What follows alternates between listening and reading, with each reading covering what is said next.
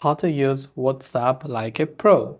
If you want to use WhatsApp like a pro user, right, there are so many settings within WhatsApp that you can use. The first is that you can hide some of the conversations that you don't want to show by simply archiving them. So you can long press on a certain conversation and tap on the little archive tool from the top right hand side. When you tap on that archive button, then it will go ahead and then archive that chat. Now, if this chat is really important to you, you get lots of messages, but you don't want to miss out on that one single chat, you can pin that chat to the top by long pressing on it again and tapping the pin icon from the very top left of the screen.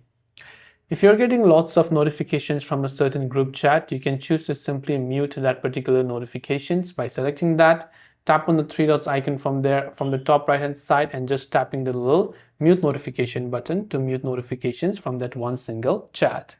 And there are also many other things. For example, you can hide your last seen and online status by tapping the three dots icon, going to settings, followed by privacy, last seen and online, and selecting nobody or who can see you when I'm online over there. And these are the things that you can use to use WhatsApp as a completely pro user. I hope the video helped you. Thanks for watching and to subscribe for more tips and tutorials such as these.